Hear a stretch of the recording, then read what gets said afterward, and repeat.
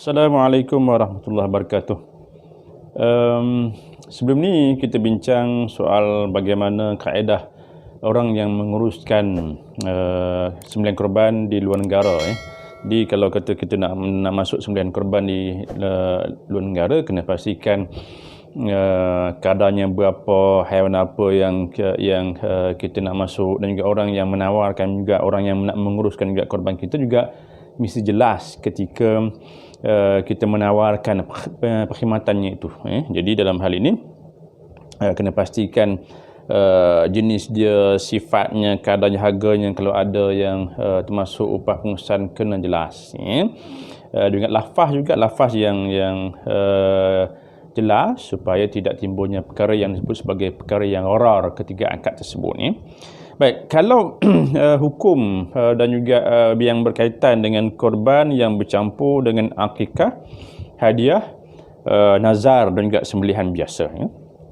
Ini saya ambil daripada garis panduan pelaksanaan ibadah korban yang JAKIM keluarkan pada tahun 2013.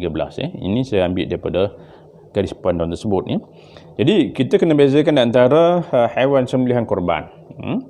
Sembelihan korban dia mesti sembelih tidak semestinya korban.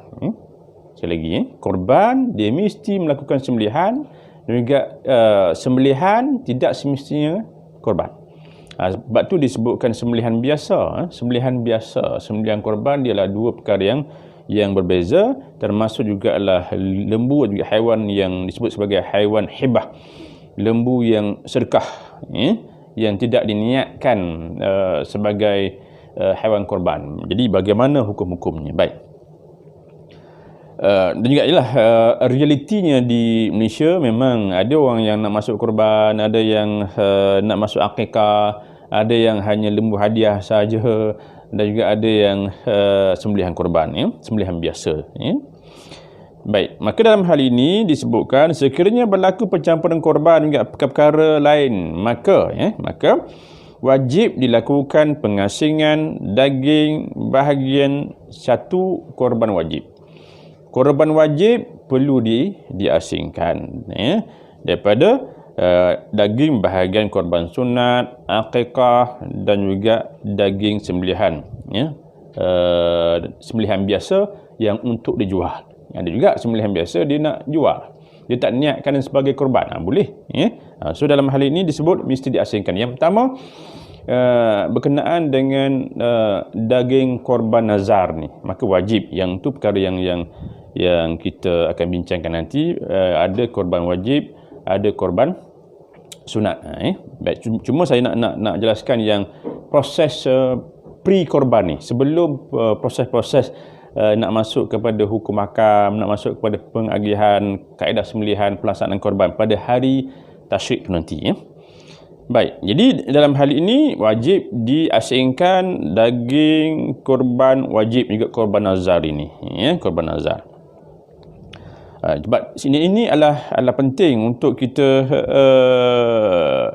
pastikan korban wajib ini atau juga nazar ini hendaklah diagihkan kepada semua orang yang berhak. Sebab daging korban wajib tidak boleh diambil, tidak boleh dimakan kepada orang yang berniat korban wajib. Maknanya contohnya saya bernazar, maka saya wajib masuk, dan juga daging itu tak boleh diberikan kepada orang yang menazar itu. Yang tu hendaklah diasingkan terlebih dahulu. Baik. Kemudian adalah lebih baik pihak yang menguruskan korban tidak mencampurkan antara urusan korban wajib dengan korban sunat, akikah, hadiah atau daging sembelihan biasa. Itu afdalnya. Afdalnya begitulah. Lebih baik lembu yang kita masuk ni semuanya lembu sembelihan korban saja. Yang ni lembu sembelihan biasa. Yang ni lembu untuk hadiah. Itu yang afdalnya. Tetapi kalau kata berlaku juga percampuran, ianya dah harus. Cuma bagaimana langkah-langkah kita nak memastikan supaya daging-daging tadi itu tidak dapat kepada orang yang bukan hak dia. Itulah yang pentingnya. Sebab tu dalam hal ini kita seharusnya lihat bagaimana keadaan-keadaan begitu. Jadi boleh kita campurkan, tetapi ketika pengasingan itu nanti wajib diasingkan di antara sembelihan wajib, ataupun juga nazar, sembelihan korban wajib, korban sunat, sembelihan biasa, termasuk jugalah yang disebut sebagai sembelihan hadiah yang tidak diniatkan untuk korban, dia tak jadi korban ni.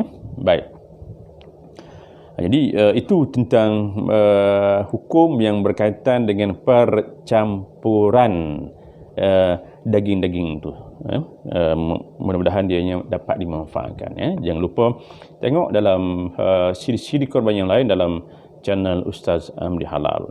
Sekian, Assalamualaikum warahmatullahi wabarakatuh.